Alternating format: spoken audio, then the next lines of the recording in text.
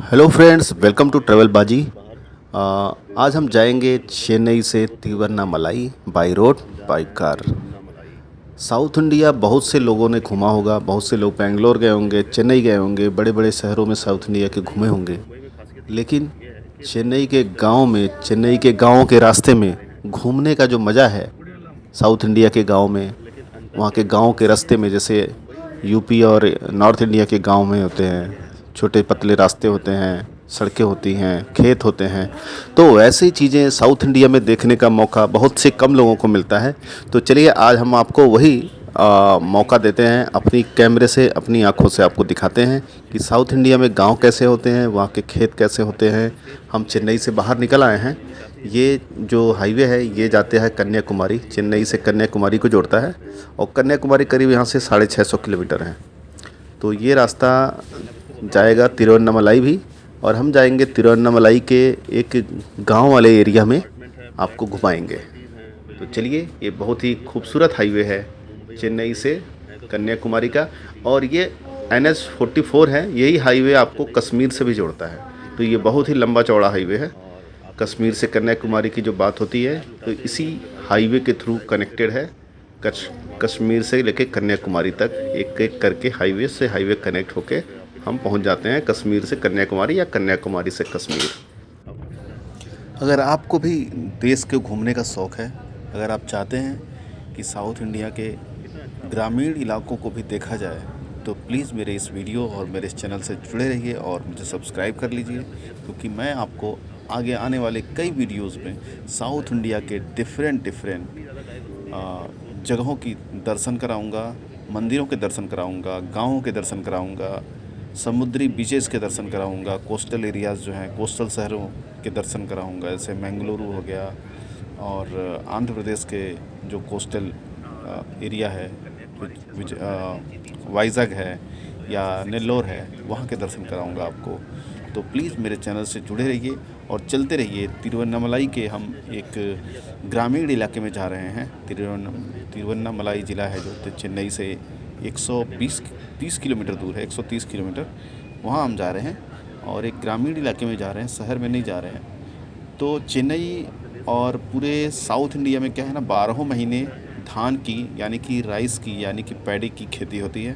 तो आपको आगे अभी आने वाले वीडियोज़ में या इस वीडियो में भी आगे के टाइम में आपको धान के बहुत सारे खेत मिलेंगे, क्योंकि अभी देखिए जनवरी का महीना चल रहा है और यूपी में, बिहार में और पंजाब में, हरियाणा में धान की खेती नहीं हो रही है, गेहूं की खेती चल रही है, क्योंकि ठंडियों में गेहूं की खेती होती है, रबी की फसल जिसको बोलते हैं। लेकिन धान की फसल आपको मिलेगी साउथ इंडिया में।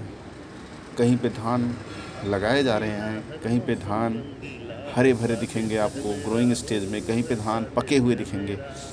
तो पूरा धान का ही माहौल रहता है यहाँ पे। धान यानी कि चावल साउथ इंडिया का लाइफ लाइन है, यहाँ का अमृत भोजन है, हर सब कुछ चावल से ही बनता है।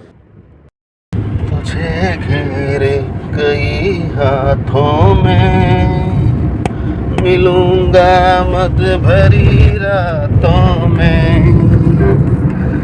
जगा के अनसुनी सी धड़कन, बलमवा भर दूंगी तेरा मन, नई अदा से दिखाएगी, नई अदा से दिखाएगी, तभी तो चंचल है तेरे नैना, देखो ना देखो ना, तेरे मेरे मिलन की ये रहना। अभी हम पालर रिवर क्रॉस कर रहे हैं। जी हाँ, रिवर हम क्रॉस कर रहे हैं। पालर रिवर कर्नाटका के नंदी हिल्स से निकलती है, और 93 किलोमीटर कर्नाटका में और 33 किलोमीटर आंध्र प्रदेश में, और उसके बाद 222 किलोमीटर तमिलनाडु में गुजरते हुए ये बंगाल की खाड़ी में वेल्लोर डिस्ट्रिक्ट में जाके मिल जाती है। तो ये बहुत ही बड़ी नदी है, करीब 300 किलोमीटर से ज़्यादा लंबी नदी है ये साउथ इंडिया की। तमिलनाडु की 5 नदियों में से एक नदी है प्रमुख। लेकिन साउथ इंडिया स्पेशली तमिलनाडु की सबसे प्रमुख नदी कावेरी को माना जाता है। कावेरी भी कर्नाटका और तमिलनाडु के बीच में बहती है। ये भी बहुत बड़ी नदी है।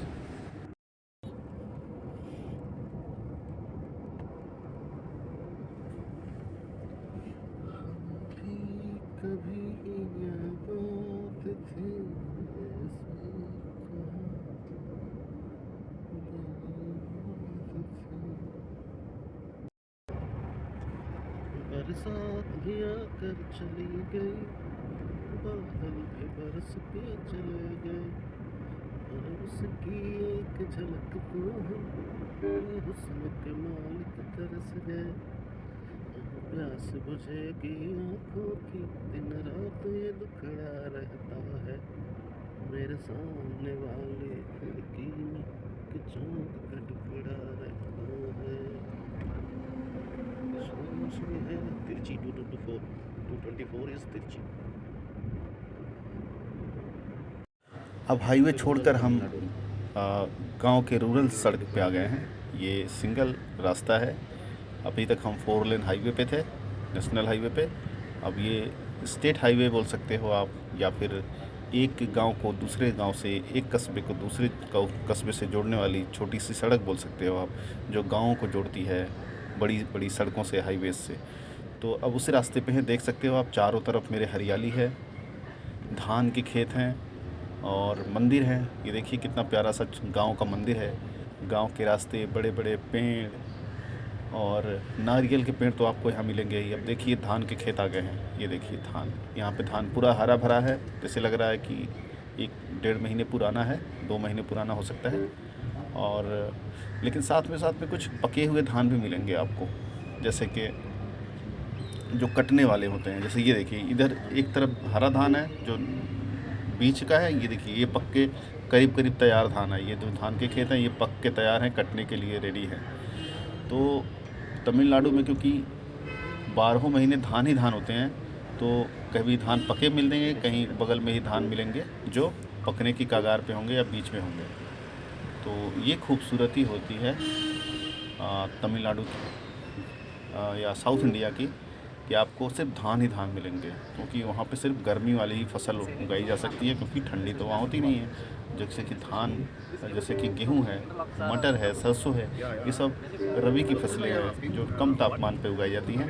और ये सारी फसलें कम तापमान पे साउथ इंडिया में उगाना पॉसिबल नहीं होता है, क्योंकि वहाँ पे तापमान कम होता ही नहीं है। ये देखिए हरियाली धान की। यूपी में गेहूं की हरियाली मिलेगी इस समय जनवरी में, और यहाँ पे धान की हरियाली से पूरी धरती हरी भरी दिख रही है। तो ये खूबसूरती है हमारे भारत की, ये है हमारे भारत की डाइवर्सिटी।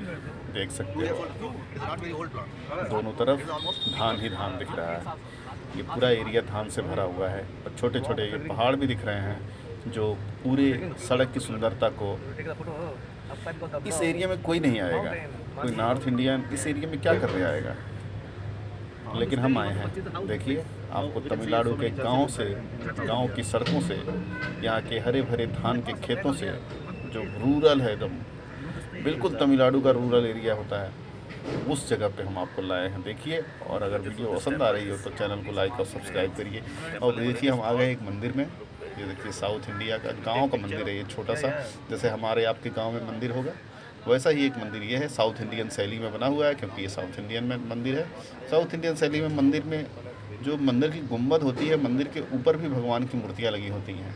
अंदर तो भगवान की मूर्ति होती ही है, ऊपर भी लगी होती है। गुंबद की, पूरे गुंबद ही मूर्ति से रंगीन, रंग बिरंगे भगवान के, सभी भगवान के मूर्तियों से भरा होता है। ये देखिए माता की मूर्ति, शेर, सब कुछ बना हुआ है साउथ इंडियन मंदिर। देखिए जय बजरंगबली, बोलो बजरंगबली की जय। तो अगर आपको ये वीडियो पसंद आई होगी तो प्लीज़ मेरे चैनल को लाइक और सब्सक्राइब करिएगा। अगर आपको साउथ इंडिया के विलेज अच्छे लगे होंगे, सड़कें अच्छी लगी होंगी, यहाँ की खेती बाड़ी अच्छी लगी होंगी, तो मेरे चैनल से जुड़े रहिएगा। आगे भी आपको अच्छे से वीडियो दिखाएंगे।